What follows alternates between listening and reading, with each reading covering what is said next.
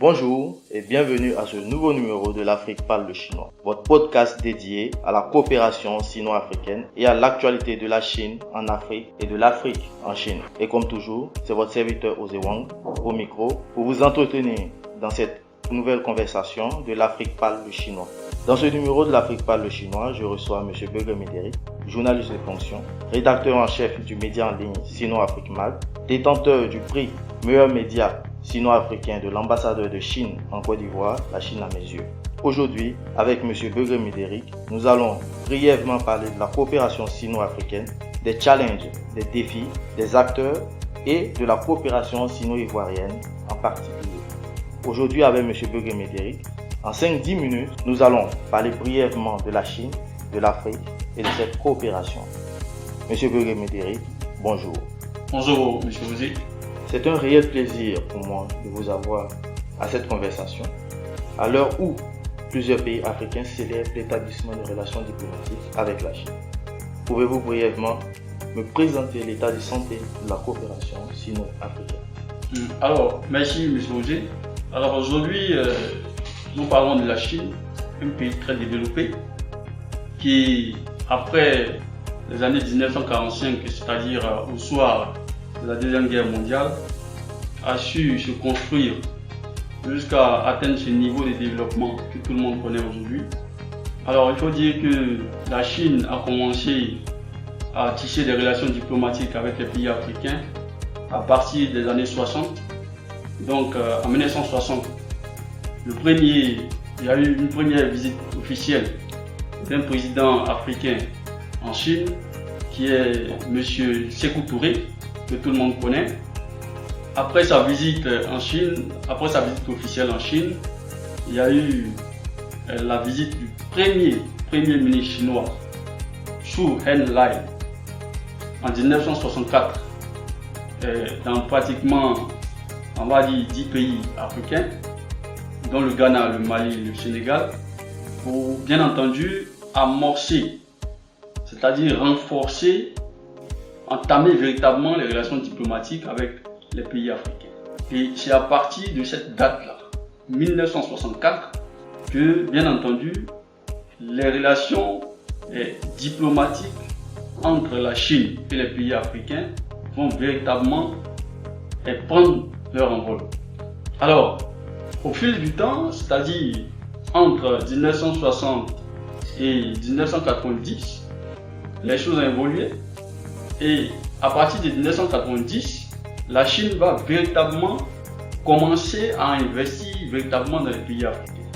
Et on va dire que c'est à partir de cette date-là que dans pratiquement tous les secteurs d'activité, comme l'agriculture, les mines, le textile et bien d'autres secteurs très importants, que la Chine va injecter des sommes importantes pour bien entendu amorcer le développement de certains pays africains. Alors, pour donc répondre à votre question, je vais dire que les relations diplomatiques entre la Chine et l'Afrique se portent très bien, vu que déjà, selon les chiffres qui sont donnés par le ministère des Affaires étrangères et le ministère du Commerce chinois, en 2021 déjà, pour prendre les chiffres récents, en 2021, les investissements de Chine en Afrique ont atteint 254 milliards de dollars américains.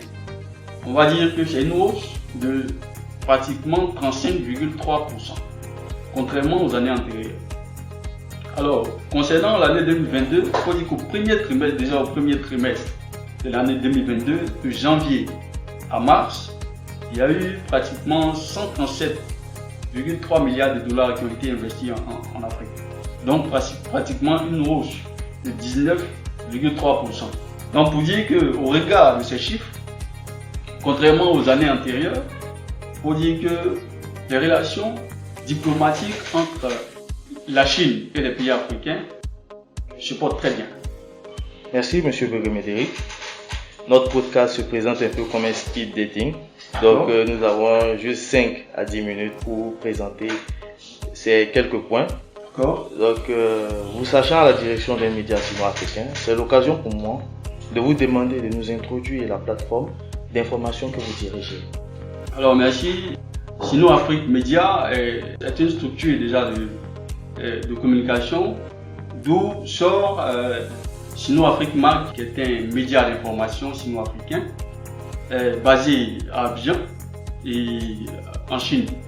Nous avons donc des bureaux dans certains pays africains, dont le Bénin, le Burkina Faso, et nous sommes bien sûr en train d'ouvrir en Centrafrique. Pour dire que Sino Afrique Média est une plateforme d'abord d'information sino-africaine, donc un média qui relaie les informations chinoises, des investisseurs chinois en Afrique et les investisseurs africains en Chine. Voilà, donc une plateforme qui regroupe, qui recentre les informations sino-africaines. Voilà. Donc pour dire que aussi, Sino Afrique Média est très suivi sur l'échiquier international, vu ses followers, non pas forcément parce que nous avons un canal sur Opera News qui vraiment booste le site. Aussi, nous avons des plateformes de communication, que ce soit WeChat et tout ça, qui, bien entendu, regroupent pas mal de followers, des personnes, des entrepreneurs chinois qui nous suivent. Merci, M. Médéric. Merci. Notre podcast tire vers la fin. Ça a été un réel plaisir d'avoir ces échanges avec vous. Mais je ne saurais vous laisser partir sans vous demander vos souhaits pour ce podcast naissant. Et qu'est-ce que vous avez comme message à communiquer aux internautes qui nous suivent? Alors, merci, M. Auger. Pour ce podcast, moi, je ne peux que lui souhaiter bon vent et dire que c'est un début. Tout début n'est pas facile. Pour les initiateurs, pour vous qui initiez, bien entendu, ce podcast, je vous souhaite vraiment du courage et tout ce qui va avec pour que demain, ça soit, n'est-ce pas, des interviews à proprement parler et ainsi de suite.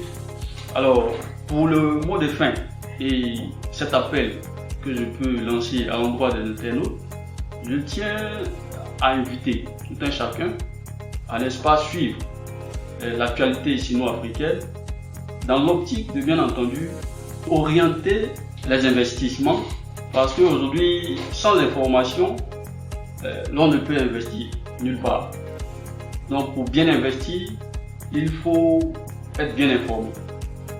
C'est pourquoi j'invite tout un chacun à être connecté aux informations sur Sino Afrique Média pour une bonne orientation, pour que demain nous puissions bien entendu être à la hauteur, si nous voulons bien, de la Chine. Parce que pour que la Chine soit aujourd'hui à ce niveau, c'est parce que ils ont su copier, ils ont su bien entendu s'informer aussi. Donc sur ce, je tiens à vous dire merci. Merci M. Médéric. Nous avons reçu M. Médéric, journaliste de fonction, rédacteur en chef du média d'information sino-africain Sino Afrique Mag, détenteur du prix du meilleur média sino-africain de l'ambassadeur de Chine en Côte d'Ivoire, la Chine à mes yeux, expert de la coopération sino-africaine. Comme vous avez pu le suivre, la coopération sino-africaine se porte plutôt bien. L'Afrique ainsi que la Chine ont beaucoup à gagner et les bases sont déjà établies pour que cela dure longtemps. Je vous donne rendez-vous la semaine prochaine pour une nouvelle conversation de l'Afrique par le chinois. Au revoir.